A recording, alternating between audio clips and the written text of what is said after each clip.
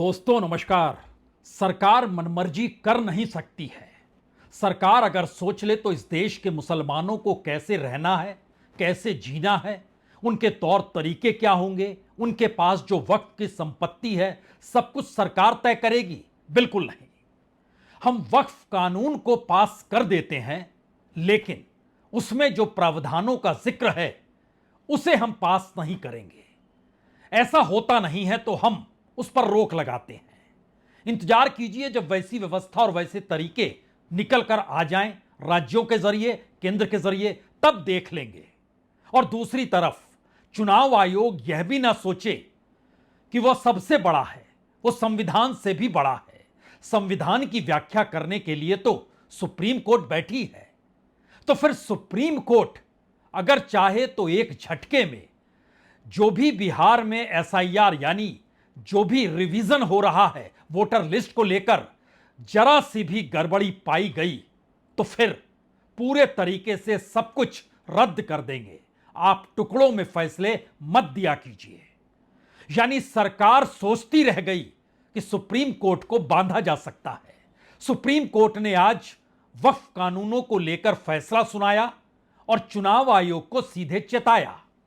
इन दो परिस्थितियों ने इस देश की राजनीतिक तौर पर जो अलग अलग संसद से पास कानून हो या फिर संवैधानिक संस्था के तौर पर चुनाव आयोग की भूमिका हो, वह अपने आप को जिस तरीके से भी पेश करने में हिचकी नहीं, क्योंकि 2 दिन पहले ही उसने जो हलफनामा सुप्रीम कोर्ट में दिया था वो बतलाता था जैसे सुप्रीम कोर्ट चुनाव आयोग को छू ही नहीं सकता है।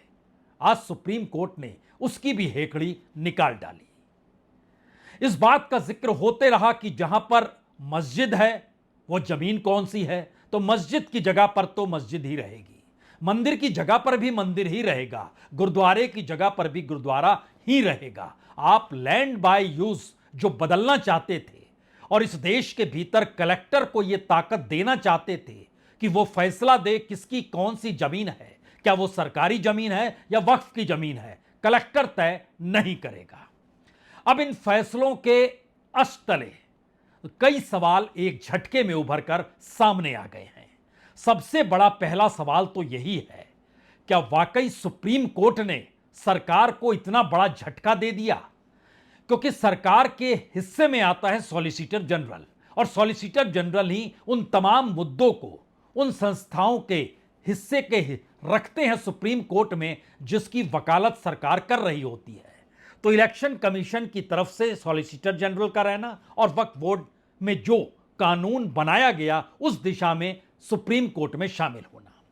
वक्फ कानून पर फैसला 4 महीने पहले 22 जुलाई को सुप्रीम कोर्ट ने रोक लिया था, और 4 महीने के बाद जो फैसला आया और 2 दिनों के बाद जो हलफनामे को लेकर सुप्रीम कोर्ट ने कहा, यह पहला मैसेज यही है, मनमर्जी नहीं चलेगी और चेक एंड बैलेंस आपको बनाना होगा।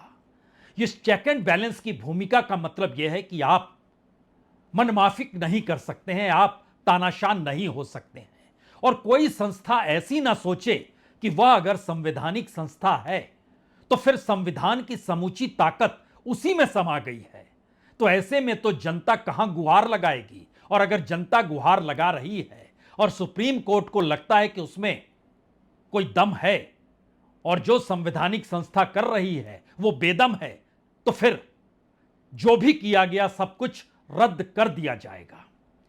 इन बातों की शुरुआत हमें लगता है आज वक्फ बोर्ड के उस कानून को लेकर किया जाए जिसे कानूनी तौर पर माना तो गया, लेकिन खुले तौर पर सुप्रीम कोर्ट ने उन प्रावधानों पर रोक लगा दी जो प्रावधान सरकार इस मंशा के साथ लेकर आई थी कि चलेगी तो उसी की, कानून होगा तो एक ही होगा, सब कोई बराबर है, हर जिले में महत्वपूर्ण कलेक्टर है, कलेक्टर ही तय करेगा। यानी एक झटके में गवर्नेंस के तौर तरीके इस देश के भीतर सामाजिक संगठन और धार्मिक संगठनों पर भी रोक लगाने की दिशा में बढ़ रहे थे।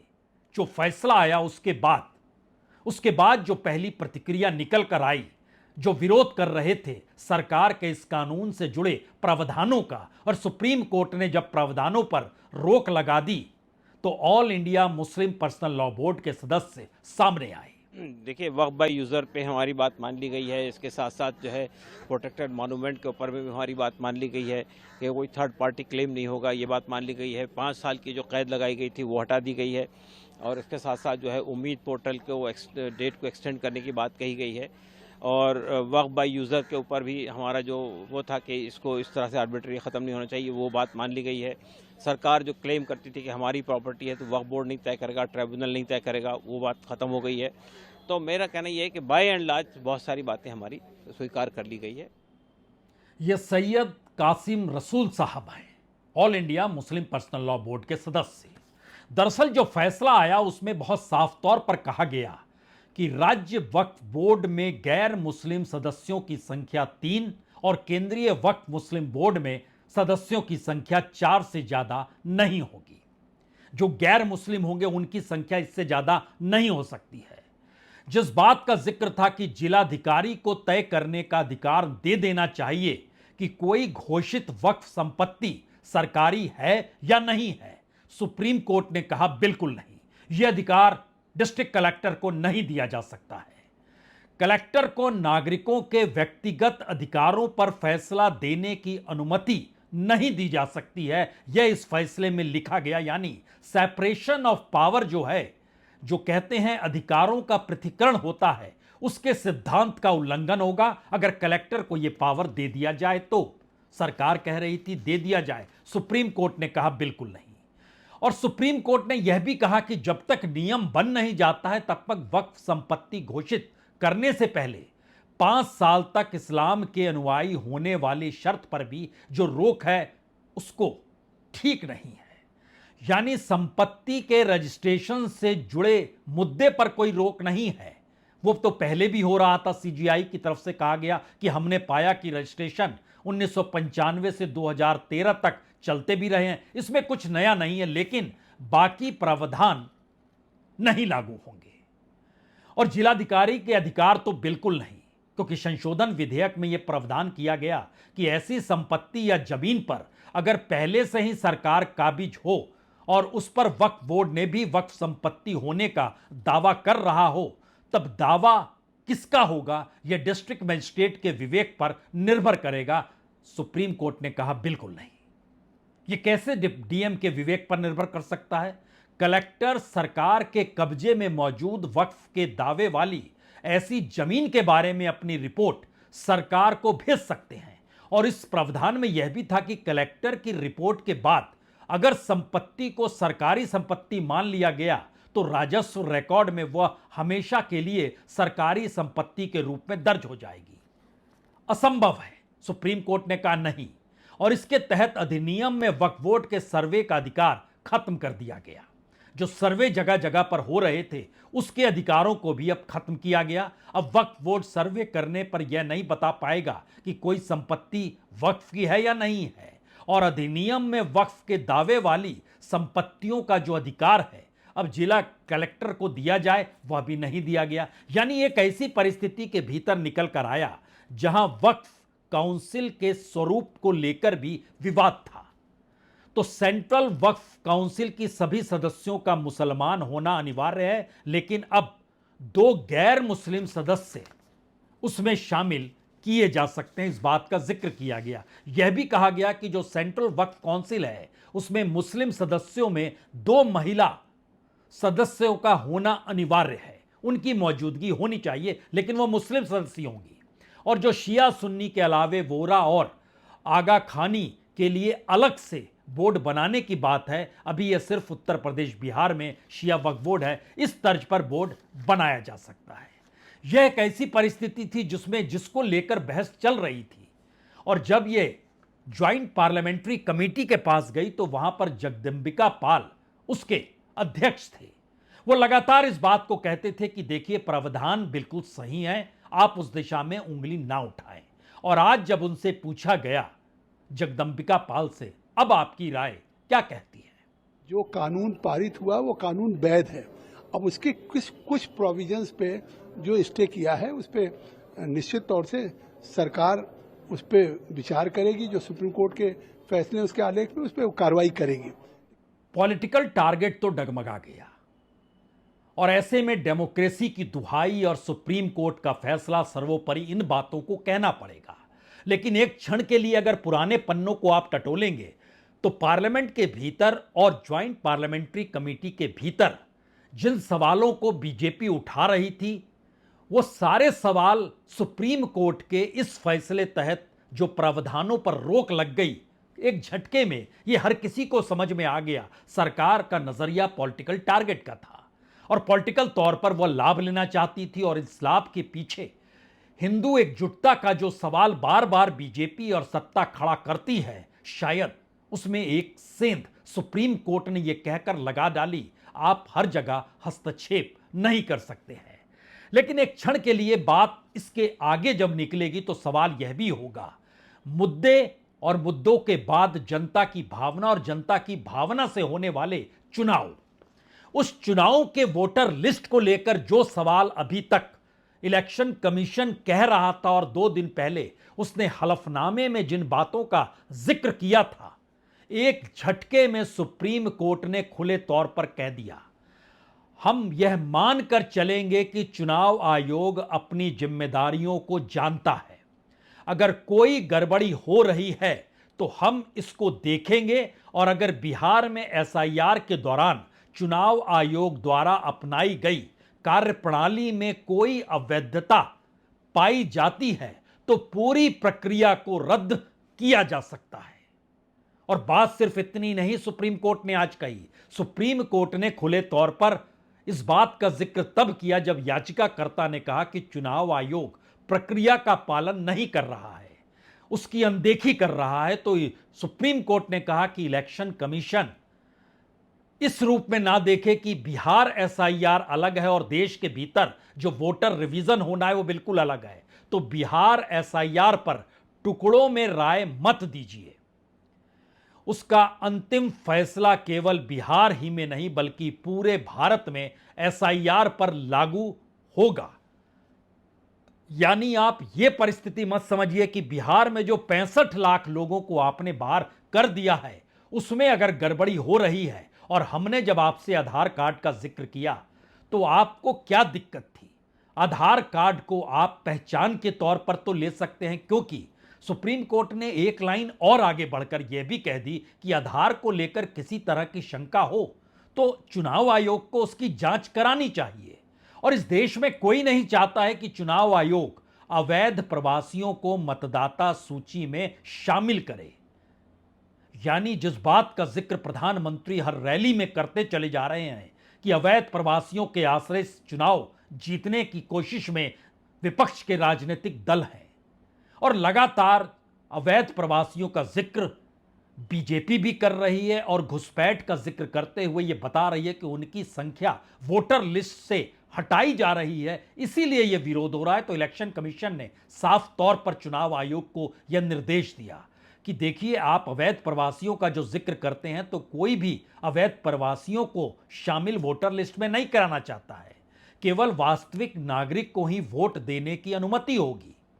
जो लोग फर्जी दस्तावेजों के आधार पर शामिल हो रहे हैं उन्हें मतदाता सूची से बाहर रखा जाना चाहिए। लेकिन आप इस रूप में चीजों को नहीं कर सकते हैं कि अवैध प्रवासी हैं तो हमने कह दिया सो कह दिया। आप उन डॉक्यूमेंट्स को भी खारिज इस आधार पे नहीं कर सकते हैं कि हमने कह दिया सो कह दिया। यानी इससे ठीक पहले 2 दिन पहले जिस बात का जिक्र इलेक्शन कमीशन ने अश्वनी कुमार उपाध्याय की उस याचिका को लेकर कहा था, जिस याचिका में कहा गया था कि चुनाव आयोग को भारत में विशेष रूप से चुनाव से पहले एसआईआर कराने का निर्देश दिया जाए ताकि देश की राजनीति और नीति केवल भारतीय नागरिक ही तय करे। इसीलिए यह घुसपैठ और अवैध प्रवासियों का जिक्र हो रहा था। और अपने हलफनामे में सुप्रीम कोर्ट के सामने इलेक्शन कमीशन ने जो 5 बातें रखी वो वाकई हैरत अंगेज थी। उसने कहा, वोटर लिस्ट अपडेट की तय सीमा नहीं है, हर चुनाव से पहले लिस्ट वेरिफिकेशन हमारी जिम्मेदारी है, बदलाव छोटा हो या बड़ा ये हमारा फैसला है, वोटर लिस्ट सही और भरोसेमंद रखना हमारी जिम्मेदारी है, कब समरी रिवीजन हो कब इंटेंसिव रिवीजन हो ये हम ही तय करेंगे। यानी सब कुछ खुद ही तय करेंगे। और उसमें उन्होंने संविधान की धारा 21 का जिक्र करते हुए कहा था कि वोटर लिस्ट में बदलाव करने की कोई तय समय सीमा नहीं है, बल्कि यह सामान्य जिम्मेदारी है जिसे हर आम चुनाव, विधानसभा चुनाव या किसी सीट के खाली होने पर होने वाले चुनाव या उपचुनाव से पहले पूरा करना जरूरी है। उसमें नियम 25 का भी जिक्र कर दिया गया था कि मतदाता सूची में थोड़ा बहुत या बड़े स्तर पर बदलाव कराना है या नहीं कराना है, यह पूरी तरह चुनाव आयोग के फैसले पर निर्भर करता है। और इसके बाद जनप्रतिनिधि अधिनियम 1950 का जिक्र इलेक्शन कमीशन ने अपने हलफनामे में सुप्रीम कोर्ट को जो सौंपा, जिसके बाद सुप्रीम कोर्ट को आज प्रतिक्रिया देनी पड़ी। उस हलफनामे में जनप्रतिनिधि अधिनियम 1950 का जिक्र करते हुए इलेक्शन कमीशन ने कहा था कि एसआईआर हर राज्य में कराने का निर्णय, क्योंकि मतदाता सूची को सही और भरोसेमंद रखना चुनाव आयोग की कानूनी जिम्मेदारी है। और उसके बाद कहा था कि मतदाता पंजीकरण नियम 1960 के अनुसार आयोग को छूट है कि वो तय करे कि कब समरी रिवीजन किया जाए, कब इंटेंसिव रिवीजन किया जाए। और इसके साथ यह भी कह दिया गया था कि ना ये किसी दूसरी संस्था के अधिकार क्षेत्र में आता है, ना ही ये अदालत को अधिकार है कि वह इसमें हस्तक्षेप करे। इसी के बाद सुप्रीम कोर्ट को आज कहना पड़ गया कि अगर जरा सी भी गड़बड़ी या अवैधता हमको लगती है पूरी कार्यप्रणाली के जरिए, जो कार्यप्रणाली आप अपना रहे हैं बिहार के भीतर, तो एक झटके में हम सब कुछ रद्द कर देंगे। और इसके साथ यह भी बता दें कि आप सिर्फ बिहार को अलग और देश के बाकी हिस्सों को अलग तौर पे बिल्कुल ना देखिए।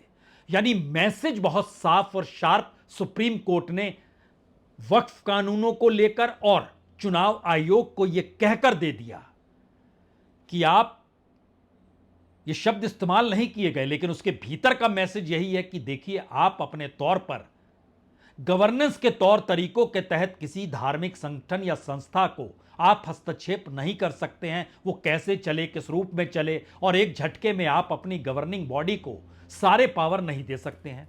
और दूसरी तरफ इलेक्शन कमीशन से कहा, यह गड़बड़ी मत कीजिएगा कि आपको संविधान से अधिकार मिला है तो आप संवैधानिक संस्था के तौर पर संविधान का जिक्र करते हुए जो मनचाहा कर लेंगे। जनता की आवाज याचिकाकर्ता के तौर पर अगर चौखट पर पहुंचेगी तो हम उसे सुनेंगे और उसके बाद फैसला भी देंगे। 3 बड़े मैसेज इस दौर में आज निकल कर आए हैं। पहला मैसेज तो सबसे बड़ा यही है कि सीधी चेतावनी है चुनाव आयोग को, आप आखिरी संस्था नहीं है, संविधान से बड़ा कोई नहीं है और संविधान की व्याख्या सुप्रीम कोर्ट करता है। पहला मैसेज ये है। दूसरा मैसेज सरकार के लिए है कि भारत एक सेकुलर कंट्री है, धर्मनिरपेक्षता के आधार पर हर धर्म की एक अपनी प्रक्रिया है, उसमें हस्तक्षेप करने की परिस्थिति में ना आइए। यह भारत उस कॉन्स्टिट्यूशन के तहत चलता है जो पूरे तरीके से सेकुलरिज्म में आस्था रखता है। और तीसरा बड़ा सवाल, शायद सबसे बड़ा सवाल है, जिस चेक एंड बैलेंस का जिक्र लगातार हो रहा है, उस चेक एंड बैलेंस के तहत सुप्रीम कोर्ट ने 2 काम किए हैं इससे पहले इन 2 केसों से हटकर।